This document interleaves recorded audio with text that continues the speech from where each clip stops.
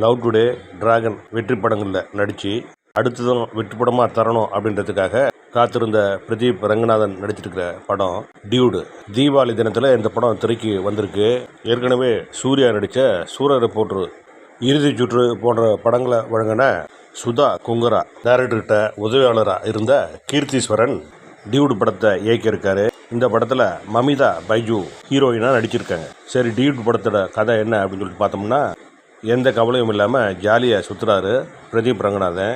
அவரோட மாமன் மகள் தான் மமிதா. மமிதாவோட அப்பா சரத்குமார், இவர் ஒரு அமைச்சராக இருக்கார். அமைச்சர் பொண்ணாக இருந்தாலும் தன்னோட முறப்பையன் பிரதீப் கூட சின்ன வயசுலேருந்தே பழகி அவரோட நெருக்கமாக இருக்கார். ஒரு கட்டத்தில் பிரதீப் கிட்ட தன்னோட காதலை சொல்கிறாரு மமிதா. முதல்ல அந்த காதலுக்கு ஓகே சொல்கிற பிரதீப் அடுத்த நிமிஷமே நம்ம 2 பேரும் சின்ன வயசுலேருந்து ஒன்றா வளர்ந்துருக்கோம், நமக்குள்ள ஃப்ரெண்ட்ஷிப் தான் இருக்குது, உண்மையில எனக்கு எந்த காதலும் இல்லை, அந்த மாதிரி ஆசைலாம் இல்லை அப்படின்னு சொல்லி அவர் காதலை ஏற்றுக்க மறுத்துடுறாரு. இதனால் மனம் உடைஞ்சு போன மமிதா மன நிம்மதிக்காக வெளியூர் போயிடுறாரு. அவர் பிரிஞ்சு போன கொஞ்ச நாளில் மமிதா மீது ஞாபகமாக இருக்க பிரதீப் நம்ம கூட மமிதா மேலே காதலாக தான் இருக்கும் அப்படின்னு உணர்ந்து அவரை மணக்கிறதுக்கு சம்மதிக்கிறாரு. ஆனால் மமிதா திடீர்னு எனக்கும் உன் மேலே காதல் இல்லை, நான் இன்னொருத்தரை காதலிக்கிறேன் அப்படின்னு சொல்கிறாரு. அதிர்ச்சி அடைஞ்ச பிரதீப், சரி அந்த காதலனை வர சொல்லு அப்படின்னு சொல்கிறாரு. ஆனால் பிரதீப்புக்கும் மமிதாவுக்கும் திருமணம் செய்யறதுக்கு தான் சரத்குமார் முடிவு பண்ணுறாரு. அவரோட முடிவை மாற்றுறதுக்கு வேற யாருக்கும் தைரியம் இல்லை. வேற வழி இல்லாமல் மமிதாவை பிரதீப் திருமணம் செஞ்சுக்கிறாரு. ஆனாலும் நான் உன்னோட லவ்வர்கிட்ட உன்னை கண்டிப்பாக சேர்த்து வைப்பேன் அப்படின்னு சொல்லிட்டு பிரதீப் மமிதா கிட்ட உறுதி கொடுக்குறாரு. அந்த உறுதியை பிரதீப் காப்பாற்றினாரா? மமிதாவோட காதல் நிலை என்ன ஆச்சு? இந்த அக்கபோருக்கெல்லாம் சரத்குமார் என்ன முடிவு எடுக்கிறாரு அப்படின்றதெல்லாம் நீங்கள் படத்தில் பார்த்து தெரிஞ்சுக்கோங்க.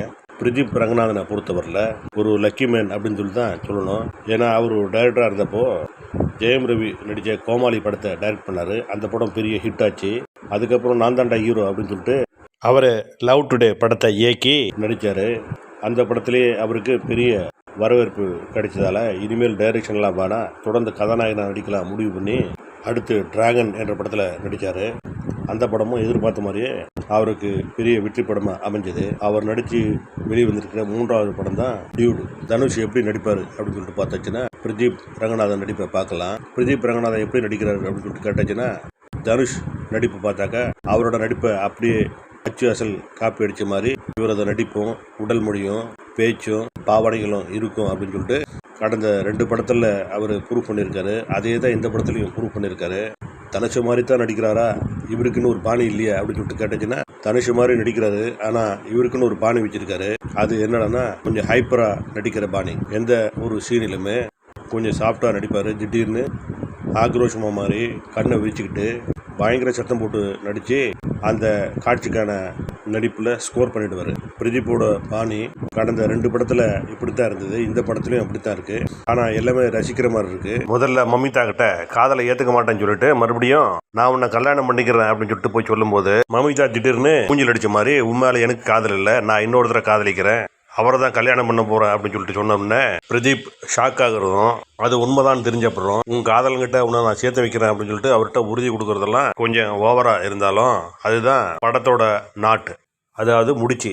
ஆனால் சரத்குமாரை பொறுத்தவரையிலும் பார்க்குறப்பெல்லாம் ஜாலியாக இருக்காரு. திடீர்னு ஒன்று வேற ஒருத்தனை லவ் பண்ணுறேன் அப்படின்னு சொல்லிட்டு சொன்ன உடனே கோபமாயிட்டு, ஏற்கனவே என் தங்கச்சியை நான் கொலை பண்ணுவேன், இந்த மாதிரிலாம் சொல்லிட்டு இருந்தாக்கா கூட பார்க்க மாட்டேன், போட்டு தள்ளிடுவேன் அப்படின்னு சொல்லிட்டு மகளையே மிரட்டுறாரு. இதனால சரத்குமார் திடீர்னு இப்படி வில்லனா மாறிட்டாரு அப்படின்னு சொல்லிட்டு பார்த்தாச்சுன்னா அவரோட கேரக்டரையே குழந்தைத்தனமாகவும் வில்லத்தனமும் கலந்து தான் டைரக்டர் வடிவமைச்சிருக்காரு. அதை சரத்குமாரோட மனசுக்குள்ளே வாங்கி செமத்தியாக நடித்து அடுத்து இவர் என்னெல்லாம் செய்ய போகிறாரோ அப்படின்ற ஒரு மிரட்டலை ஏற்படுத்திடுறாரு. அந்த உருட்டல் மிரட்டல் தான் இந்த கதையோட போக்கையும் பிரதீப் மமிதா நடிப்பையும் திகிலாவும் ஜாலியாகவும் மாற்றுது. வேற ஒருத்தனை காதலிச்ச மகளையே போட்டு தள்ளுவேன் அப்படின்னு சொல்லிட்டு சரத்குமார் சொல்கிறத கேட்டு மகள் மமிதா மட்டுமில்ல மாப்பிள்ள பிரதீப்பும் ஷாக் ஆகிடுறாரு. வேறு வழி இல்லாமல் சரத்குமார் விருப்பப்படி பிரதீப் மமிதாவை தாலி கட்டி பொண்டாட்டியை ஏற்றுக்கிறாரு. இதுக்கப்புறம் தான் படத்தில் சீனே தொடங்குது. ஏற்கனவே நான் சொன்ன மாதிரி நீ லவ்வரோட போய் செட்டில் ஆகிடு, 2 பேரும் வெளிநாடு போயிடுங்க அப்படின்னு சொல்லிட்டு பிரதீப் சொல்லி அதுக்கான ஏற்பாடுகள்லாம் பண்ணுறாரு. திடீர்னு பார்த்தாச்சுன்னா மமிதா கர்ப்பம் அப்படின்னு சொல்லிட்டு ஒரு சிக்கல் எழுது. இவர் எப்படா கர்ப்பமானாரு, ஏற்கனவே பிரதீப் செஞ்ச வேலையா இல்லைன்னா புதுசாக வந்த லவ்வர் பண்ண வேலையா அப்படின்னு சொல்லிட்டு சொல்லியாச்சுன்னா உங்களுக்கு சுவாரஸ்யம் குறைஞ்சி போயிடும். அதே நீங்கள் படத்துலேயே பார்த்து தெரிஞ்சுக்குங்க.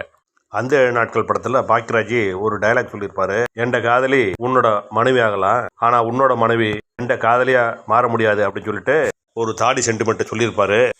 அந்த காலத்துக்கு அது பொருத்தமா இருந்து படம் சூப்பர் ஹிட் ஆச்சு.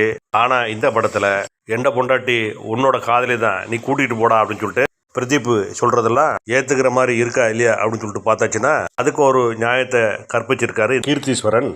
அந்த 7 நாட்கள், தனுஷ் நடிச்ச குட்டி, ஏன் பிரதீப்பே நடிச்ச லவ் டுடே போன்ற படங்களோட டச் இந்த படத்துல இருந்தாலும் இந்த கால ட்ரெண்டுக்கு ஏற்ற மாதிரி ஸ்கிரீன் பிளே அமைச்சு ரசிக்க வச்சிருக்காரு இயக்குனர் கீர்த்தீஸ்வரன். மற்றபடி இசை ஒளிப்பதிவு எல்லாமே சீனுக்கு ஏற்ற மாதிரி பொருத்தமாக போயிருக்கு. டியூடு படம் எப்படா இருக்கு அப்படின்னு சொல்லிட்டு பார்த்தாச்சுன்னா அந்த 7 நாட்கள் படத்தோட கிளைமேக்ஸை உடைச்சி நொறுக்கி இருக்காங்க இந்த டீம். ஆனால் இந்த படத்தை இயக்குனர் கே பாக்கியராஜ் பார்த்தாச்சுன்னா அந்த 7 நாட்கள் படத்தோட முடிவு சரியா, டியூடு படத்தோட முடிவு சரியா அப்படின்னு சொல்லிட்டு ஒரு பட்டுமன்றமே நடத்துங்க அப்படின்னு சொல்லிட்டு கூட சொல்லுவார்.